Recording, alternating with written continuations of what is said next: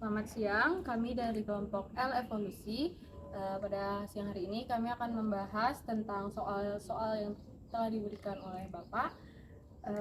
Sebelumnya perkenalkan anggota kelompok kami, saya Frentini Panasinaga, Saya Samira Izabahia. Saya Ibnu Haji Saputro.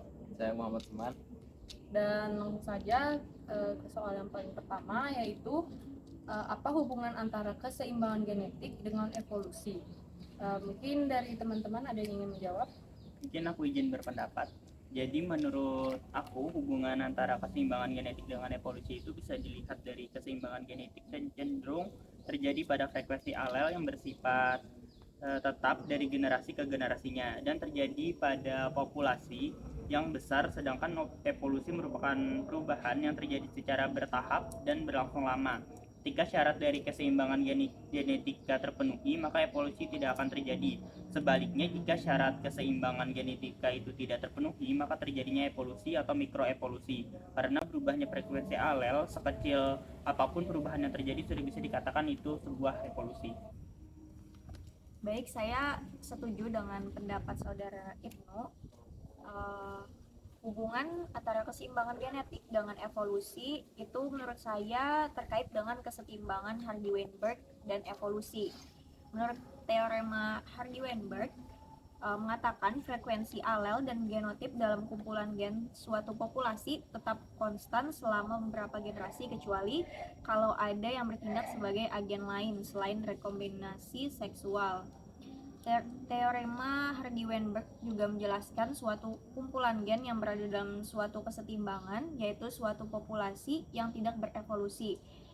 Nilai kesetimbangan dari frekuensi alel dan genotip yang dihitung berdasarkan persamaan Hardy-Weinberg memberikan dasar untuk melacak struktur genetik suatu populasi selama beberapa generasi.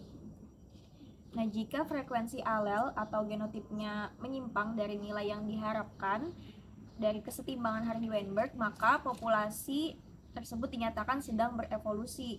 Dengan demikian, definisi evolusi pada tingkat populasi dapat dinyatakan sebagai perubahan frekuensi alel atau genotip populasi dari generasi ke generasi, atau perubahan dalam struktur genetik populasi. Karena perubahan dalam suatu kumpulan gen itu adalah evolusi dalam skala terkecil, maka keadaan ini secara khusus disebut sebagai mikroevolusi.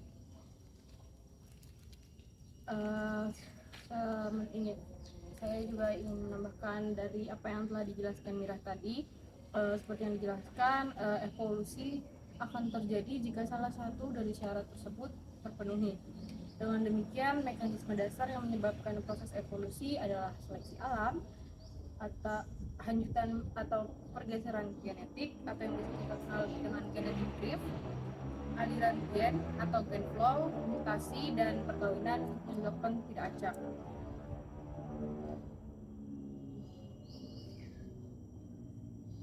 Oke, aku izin menambahkan ya.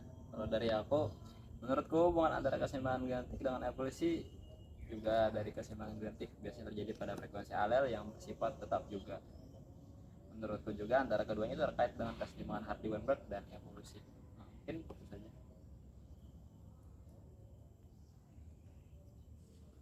Baik, terima kasih untuk jawaban dari teman-teman. Pertanyaan nomor 1 ini, mungkin ada yang ingin menyimpulkan dari pertanyaan nomor 1 ini?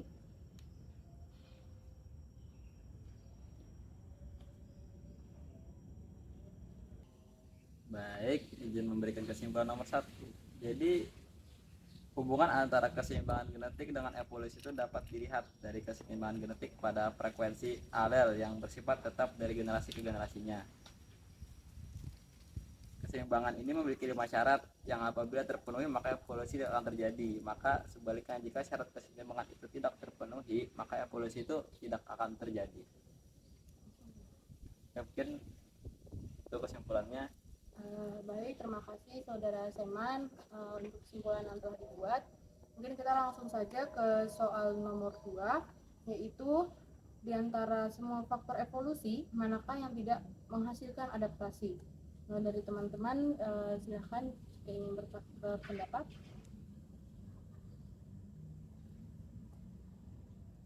Mungkin saudari Ibnu dulu. Mungkin saya izin berpendapat mengenai jawaban nomor 2. Sebelumnya Charles Darwin mengemukakan bahwa evolusi terjadi akibat variasi genetik dan seleksi alam. Nah, variasi genetik ini diliputi oleh beberapa faktor, yaitu rekombinasi seksual, mutasi, genetic drift, dan gene flow. Dan menurut saya di antara faktor-faktor evolusi tersebut yang tidak menghasilkan adaptasi adalah genetic drift. Kenapa? Genetic drift adalah hilangnya atau lepasnya frekuensi alel secara kebetulan atau dapat dikatakan merupakan perubahan acak pada frekuensi gen pada populasi yang kecil yang disebabkan oleh kematian, migrasi, atau isolasi. Nah, dalam setiap generasi meninggalkan atau memberikan lebih banyak keturunan akibat kejadian acak tersebut. Kemudian generasi berikutnya akan menjadi gen individu yang beruntung. Jadi genetic drift ini biasanya terjadi secara cepat atau drastis, dapat mengurangi variasi, serta tidak dapat diperkirakan. Nah, di samping itu, karena faktor-faktor evolusi lainnya menimbulkan adanya variasi yang memicu adanya adaptasi. Ya, mungkin saya ingin menambahkan dari Mirah tadi, beberapa faktor-faktor ini antara lain seleksi alam. Ini adalah proses bertahap di mana alam menyeleksi bentuk-bentuk yang cocok untuk bertahan hidup dan bereproduksi sesuai dengan kondisi lingkungan yang ada. Untuk seleksi alam ini sendiri bekerja pada suatu populasi, harus ada variasi dan kompetisi dalam populasi tersebut sebagai bahan seleksi. Kemudian ada rekomendasi seksual yang mana terjadi karena proses reproduksi seksual yang menghasilkan keturunan dapat berbeda dengan induknya. Pada reproduksi ini terjadi rekombinasi gen yang memberi peluang terjadinya variabilitas sehingga berpengaruh terhadap evolusi populasi. Dan kemudian ada mutasi yang merupakan perubahan dalam DNA suatu organisme. Suatu mutasi baru yang diturunkan melalui gamet dapat segera mengubah kumpulan gen suatu populasi. Meskipun mutasi pada suatu lokus gen tertentu jarang terjadi, dampak kumulatif mutasi tersebut pada semua lokus bisa signifikan. Hal ini disebabkan oleh setiap individu yang memiliki ribuan gen, dan banyak populasi yang memiliki ribuan atau jutaan. Dengan begitu, dalam jangka panjang, mutasi sangat penting bagi evolusi, karena mutasi mempertinggi variabilitas yang berfungsi sebagai bahan mentah untuk seleksi alam. Kemudian ada aliran gen, yang mana ini disebut juga campuran gen atau migrasi gen, yaitu pertukaran dari variasi genetik antar populasi ketika faktor geografi dan habitat bukan rintangan. Ernest Mayr berpendapat bahwa aliran gen seperti homogenesis atau penyamaan gen dapat menetralkan adaptasi selektif.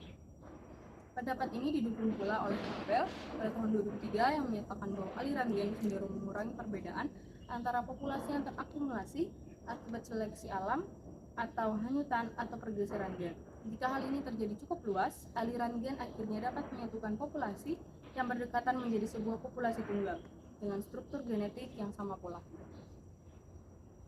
Silakan dari teman-teman jika ada yang ingin ditambahkan lagi. Mungkin aku izin berpendapat.